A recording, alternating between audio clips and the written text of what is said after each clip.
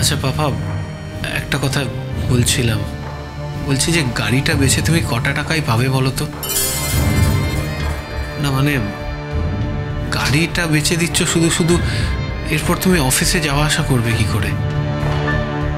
না এত বছর গাড়িতে করে গেছো, এখন এই বয়সে এসে শেষমেশ এই পায়ে হেঁটে বাসে ট্রামে যাবে? জাম্বু যখন যেমন তখন তেমন, যখন যেরকম অবস্থা হয় তাকে সেইভাবেই মোল্ড করে নেওয়া উচিত। আমি জানি গাড়ি বিক্রি করে আমি বেশি টাকা পাবো না, কিন্তু এই মুহূর্তে গাড়িটা রাখলে আমার যা খরচা, তার মেনটেনেন্সের খরচা, তেলের খরচা, সেটা চালানো আমার পক্ষে সম্ভব নয় এই মুহূর্তে। আচ্ছা পাপা, জুন আন্টি কিছু বলছে না? কি বলবে জুন আন্টি? জুন আন্টির যখন কোনো কন্ট্রিবিউশন নেই সংসারে, তখন কোনো বলার রাইটও নেই। কিন্তু আমাকে তো আমার এই অবস্থার মধ্যেই চালিয়ে নিতে হবে। আমি তো আর চুরি ডাকাতি করবো না। আমার যতটা মিনস, আমার তার মধ্যেই থাকতে হবে, সংসারটা চালাতে হবে। আমি ভেবেছিলাম আমার এই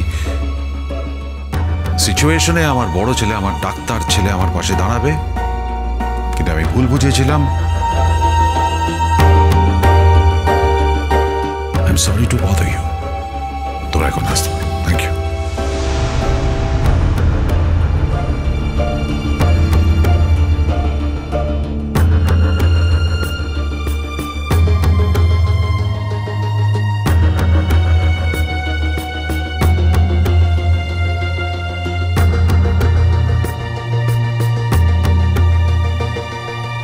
আর কেন আমি কোম্পানির সাথে যুক্ত হলাম না সেটা আশা করি তোমার কাছে পরিষ্কার। দেখো, এই বয়সে এসে আর কমপ্লিকেশনস বাড়িয়ে তো কোনো লাভ নেই, বরং এখন কমপ্লিকেশনস গুলোকে কমাতে হবে। কমাতে পারলেই মঙ্গল। আরেকটা কথা শ্রীময়ী, ডিঙ্কার ক্যারিয়ারের ব্যাপারে, ওর ক্যারিয়ারটা ঠিক কোথাও গিয়ে পৌঁছতে পারছে না, সেটা কিন্তু আমাকে ভাবাচ্ছে। আমার খারাপও লাগছে। অত ট্যালেন্টেড ছেলে। আসলে তোমরা না ওকে তোমাদের ফ্যামিলির মধ্যে এমন আষ্টে পৃষ্ঠে বেঁধে ফেলেছো না। আমি কি করব বলুন তো রোহিতদা, ডিঙ্কা তো নিজেই নিজেকে জড়িয়ে ফেলে। না না, ও তোমার যোগ্য সন্তান। ও যদি তোমার কোনো ক্রাইসিস, কোনো প্রবলেম দেখে না, ও কিন্তু দূরে থাকবে না, ও কিন্তু ঝাঁপিয়ে পড়বে তোমাকে বাঁচাতে। ভেরি ভেরি নাইস সান। না, আমার যেটা মনে হয় জানো তো, ওর ওই অর্ণা বলে মেয়েটির সাথে না কোনো অ্যাফেয়ার ছিল, সেই কারণে বোধহয় খানিকটা ডিস্ট্রাক্টেড ছিল। হ্যাঁ, সে তো ছিলই, তবে সংকল্পর সাথে আলাপ হওয়ার পরে সেটা আস্তে আস্তে চলে যায়। তবে তখন যখন অন্যার বিয়ে হয়, তখন ডিঙ্কার অবস্থা খুব খারাপ হয়ে গেছিল।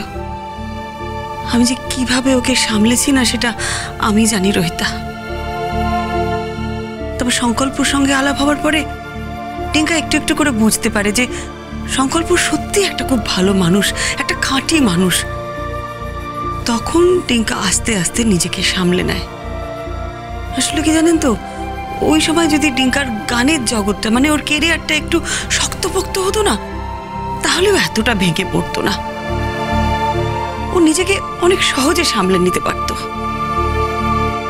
ও আসলে ওই ফ্যামিলি ক্রাইসিসের মধ্যে, ওই টানা পোড়েনের মধ্যে পড়ে না, ওই গণ্ডিটা থেকে বেরোতে পারছে না। ওর কথা আমি খুব চিন্তা করি।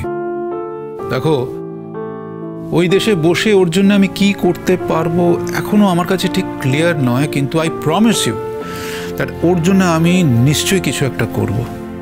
এত ট্যালেন্টেড ছেলে, ওর কিন্তু এর মধ্যে না প্রতিষ্ঠিত হয়ে যাবার কথা। আর এর মধ্যে যদি কিছু না করতে পারে, এরপর যেটা হবে সেটা হচ্ছে ওর ফ্রাস্ট্রেশন বাড়বে। বয়স হচ্ছে তো, রোজগার পাতির একটা ব্যাপার আছে। আমি তো এটা নিয়ে সবসময় ভয় পাই, সবসময় চিন্তা করি। সারা জীবন শুধু গান করব গান করব, এই কথা বলে আর অন্য কিচ্ছু করলো না। না, সেটা করেছে, বেশ করেছে, গান করেছে, বেশ করেছে। ওর একটাই জীবন, ও যেভাবে ইচ্ছে সেইভাবেই যাপন করবে, সেখানে তোমার বা আমার কিছু বলার নেই। আর সবাইকে যে ওই প্রথাগত পড়াশুনো করে চাকরি বাকরি করতে হবে তারও তো কোনো মানে নেই। ও শিল্পী, ও গান গায়, 5 জনের থেকে বেটার গায়, ও গানটাই করবে। সেই চিরাচরিত প্রথায় পড়াশুনো করো রে, চাকরি করো রে, সংসার করো রে, সবার জন্য তো এটা নয়। দেখো, ওর যেটা দরকার, ওর একটা বুস্ট দরকার, একটা সাপোর্ট দরকার, একটা এক্সপোজার দরকার, ওর হয়ে যাবে। সেটা নিয়ে আমি চিন্তা করছি না। শ্রীময়ী, তুমি কি একটা জিনিস লক্ষ্য করেছো? কি বলুন? দেখো, অর্ণার ব্যাপারটা আমার খারাপই লাগছে। ওই সংকল্পের এইভাবে চলে যাওয়াটা আমি ঠিক, আমার খুব আনইউজুয়াল লাগছে। মানে অনেকগুলো প্রশ্ন আমার মাথায় ঘুরছে, অনেকগুলো হিসেব মিলছে না। আর তার মধ্যে আবার অর্ণার বাবা মা এসে কি সব। না না না, ওগুলো সব ধোপে টিকবে না, বললেই হলো নাকি? দেখো, অর্ণা তো স্টেডি আছে, ওর তরফ থেকে তো কোনো কমপ্লেন আসেনি। তাহলে তুমি আরেকটা জিনিস খেয়াল করেছো? ওই কিয়া বলে মেয়েটিকে কি খেয়াল করেছো? কিয়া? হ্যাঁ, মাঝে মাঝে ওদের গ্রুপে আসে। খুব ভালো চাকরি করে, গান বাজনা ভালোবাসে, তাই আসে। শুধু গান বাজনা ভালোবাসে না, যে গান গায় তাকেও খুব ভালোবাসে। মানে? শ্রীময়ী, তোমার তো মায়ের চোখ, তোমার তো বোঝা উচিত যে কিয়া বলে মেয়েটি তোমার ছোট পুত্রটিকে খুব ভালোবাসে। আমার তো কখনো, আসলে ওরা তো অত ক্লোজ নয়, বলা যেতে পারে একে অপরকে খুব কমই জানে। আচ্ছা, গতকাল থানায় কিয়া যেভাবে টিঙ্কার ওই কথা বলছিল, সত্যি তো আমি তো খেয়াল করিনি। কালকে আসলে এত ডিস্টার্ব ছিলাম, এত দৌড়াদৌড়ির মধ্যে ছিলাম, তাই। ঠিক তো? আপনারা অনেকক্ষণ ধরে প্রত্যুষকে নিয়ে অনেক ছোট বড় কথা বলছেন। প্রত্যুষ ছিল বলেই কিন্তু অর্ণা আর সংকল্প আবার নতুন করে সংসারটা সাজাতে পেরেছিল, এটা মনে রাখবেন। আজকে হঠাৎ একটা অ্যাক্সিডেন্ট হয়ে গেছে বলে আপনারা তার দায়িত্ব প্রত্যুষের উপর দিতে পারেন না, মানে সেটা তো ঠিক না। আরে ঠিক বেঠিক আমাকে বোঝাতে এসো না। আমার অ্যাসেসমেন্ট বলছে মেয়েটা কিন্তু ভালো মেয়ে। ডিঙ্কা যদি দাঁড়িয়ে যায়, মানে আমি টাকা পয়সার কথা বলছি না, আমি ওর ক্যারিয়ারের কথা বলছি। মানে ওর পায়ের তলায় মাটি যদি শক্ত হয় আর ডিঙ্কা যদি কিয়াকে বিয়ে করে, তাহলে ওরা কিন্তু সুখী হবে। টিঙ্কা তো আমাকে এই বিষয়ে কিচ্ছু বলেনি। না না, বলার মতো জায়গায় নেই না। ও সবেমাত্র অর্ণার অ্যাফেয়ারটা থেকে বেরিয়েছে, আরেকটা নতুন ভাবনা ভাবার জন্য তো আরেকটু সময় লাগবে। আবার অনেকেই তো সারা জীবন ধরে ভাবতে পারে না। নতুন ভাবনা ভাবতে পারলেই ভালো, জীবন তো কারোর জন্য থেমে থাকে না। সত্যি তো, কি করা যাবে, জীবন তো কারোর জন্য থেমে থাকে না। কিন্তু একটা কথা বলো তো শ্রীময়ী, যদি কেউ সত্যিকারের ভালোবাসা পায়, তার কি অন্য কোনো জায়গায় যাবার দরকার পড়ে?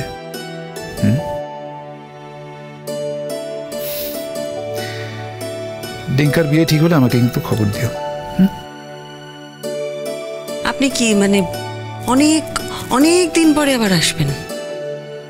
এমনিতে বছরে 2বার আসি, সেটা আসি, তার বেশি আসতে পারি না। কারণ ওই দেশে তো অনেক কাজকর্ম থাকে, অনেকগুলো কমিটমেন্টস হয়ে গেছে। তবে ওই যে তোমাকে বললাম, তুমি আমায় ডাকলে আমার আসতে যতটা সময় লাগে আমি ঠিক চলে আসবো।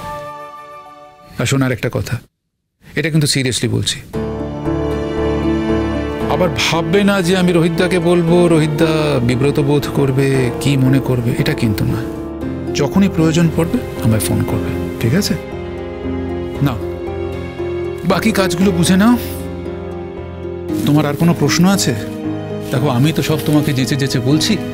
কি যে প্রশ্ন করব সেটাই তো এখনো বুঝে উঠতে পারিনি।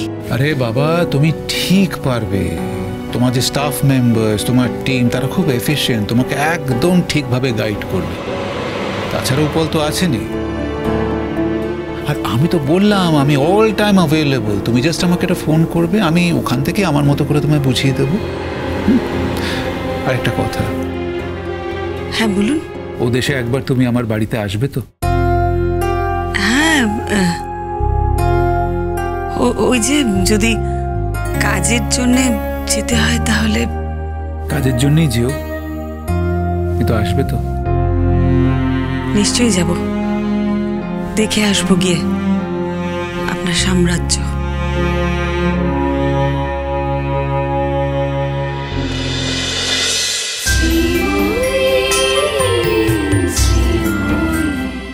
স্টার জলসার প্রিয় শো দেখার জন্য সাবস্ক্রাইব করুন আমাদের ইউটিউব চ্যানেলে এবং আপডেটেড থাকার জন্য প্রেস করুন বেল আইকন। চলো চলো চলো চলো পাল্টাই।